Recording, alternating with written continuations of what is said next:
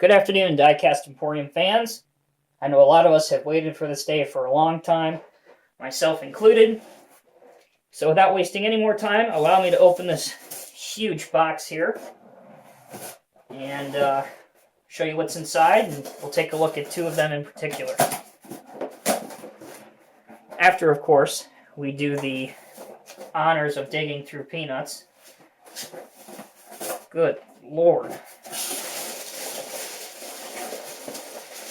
So just some other odds and ends stuff that I got that apparently attracts peanuts because they're like all over this.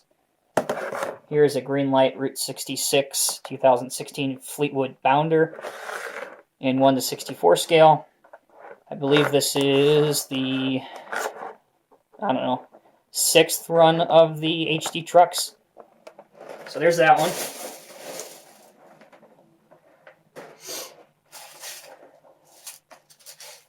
And here is the Gulf International Rollback. Pretty cool. It's got an old style gasoline tank on the back and a little figure. Looks pretty sweet. I love the paint job too. For those of you who are race fans, this color should automatically, or this scheme and sponsorship should automatically bring you back memories of the Ford GT program in the 1960s when they won Le Mans. So there's the three on the back. And the shell box truck is the only one that you will not see. All right, with that out of the way, let us get into the really fun stuff. So, here is our first contestant of the day, number 85944.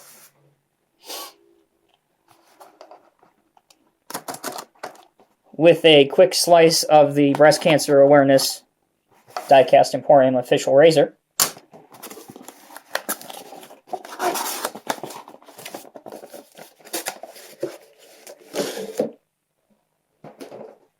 And I'm going to make you guys wait just a little bit more, so go ahead and fast forward the video if you want. As it's now time to untape. There we go. All right. So, the first of two. This is the Diecast Masters Highline Series Caterpillar D9T track type tractor.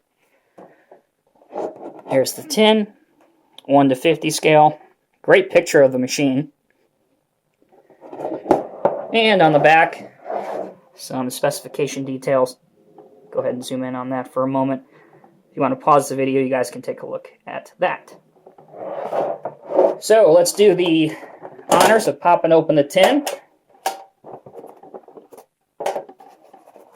And this is the point where we hope the model has arrived in one piece and there are no unsightly surprises. Here she is, tucked in there rather well. Now, the difficult part about getting these Highline models out is grabbing some part that isn't going to break.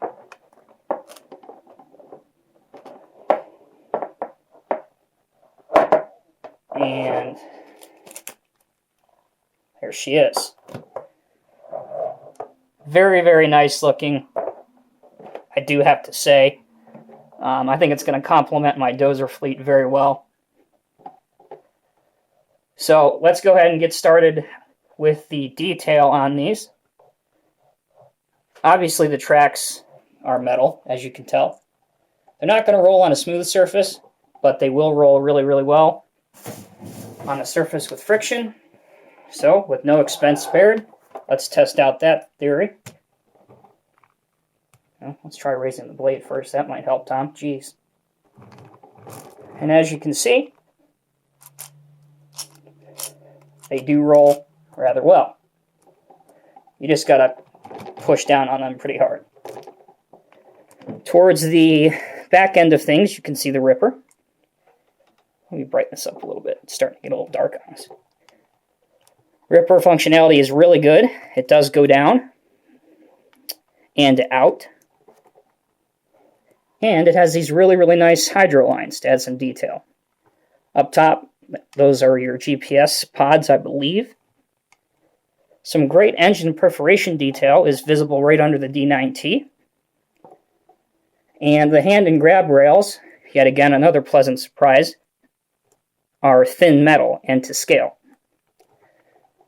Taking a look at the blade, unfortunately, they still have not gotten around to cutting out the visibility perforations on top of the blade. But I guess maybe if you're a skilled collector, you can probably spend hours cutting that out. So obviously you saw earlier the blade goes up and down, tilts pretty far, but the angle of cut is not really the best. But anyway, there it is. Very solid piece. Really happy to have another D9T in the cat fleet. For whatever reason, Norscot or Tonkin never produced a D9. So it's nice to see that we have this back. Anything interesting underneath? Not really. Just the Diecast Masters logo and the screws that hold the whole thing together. Alright, so there is the D9T. Onwards with the model that 99% of you are still staying tuned to see. Myself included.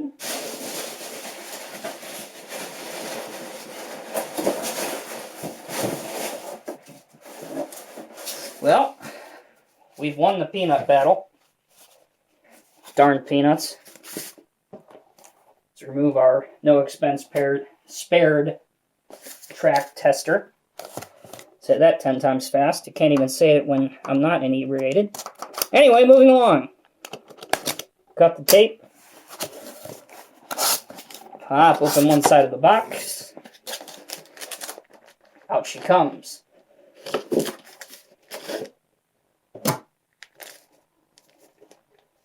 Alright. So, have we guessed the right side? Yes, we have. We're off to a good start. So this model, everybody in the community has been looking forward to. I know I'm not the first guy that got theirs. Obviously, there's people over in China who received theirs long before us. But here it is. It is the Caterpillar. Whoa. It is the Caterpillar 335F L hydraulic excavator. This is what they call a zero-turn excavator. Basically what that means in short is you can see here how small the actual counterweight is.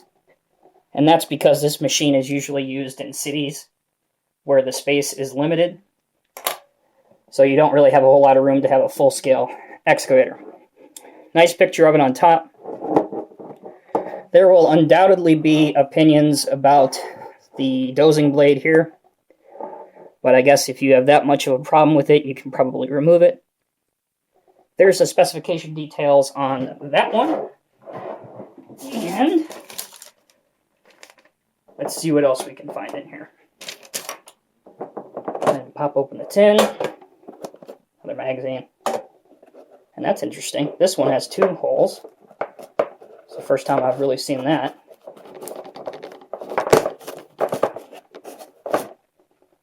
Wow.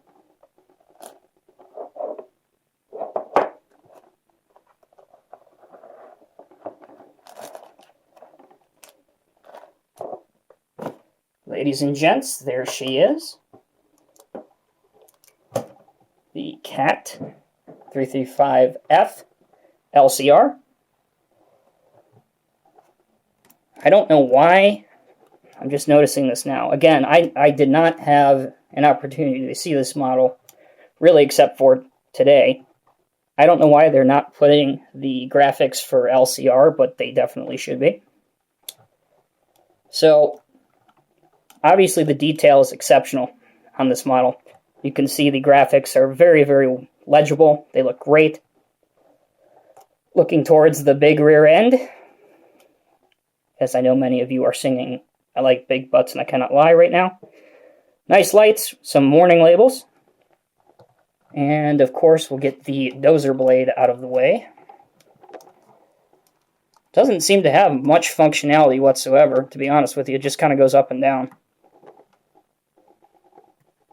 But it does have these covers that sit over the cylinders to protect the cylinders, so that's pretty cool. That mirrors the real machine. Coming over here, again, Cat 335F L. Your hand and grab rails and your mirror are metal. Your engine cover is metal. Your exhaust is metal. Your hydro lines are nice and thin and look great. So, before we test out the functionality, let's bring in our little test area. I don't know how well you guys can see that, but the tracks do roll without too much of an issue, and I'm sure over time they will loosen up more than they are. 360-degree swing, which looks great. I really like the hydro lines over here on the side of the boom. That looks great. So starting off, I don't know if you guys can tell, but I'm actually struggling to move the cylinder for the bucket in and out. So that's really, really stiff, but again, that's not a bad thing. The bucket has 1, 2, 3, 4, 5, 6 teeth. So that looks good. How deep will she dig? And I think it's because of the cylinder jackets where they clash with the cylinders, but that's it. So that is the extent of the digging range, straight out of the box. As I mentioned before, the tracks are a little bit stiff, but with repeated use they will loosen up a little bit. Overall, this thing is an exceptional model, and definitely one that will be hard to come by, and ultimately, probably by this year's end, will go down, at least in my book, as a candidate for Diecast Emporium's Model of the Year, an award that I presented to the Cat 349 CCM model last year. So as always, guys, thank you very, very much for tuning in. I hope you liked this unboxing and review video, and stay tuned because there are way more things coming tomorrow. So take care, guys, be safe, and we'll see you tomorrow.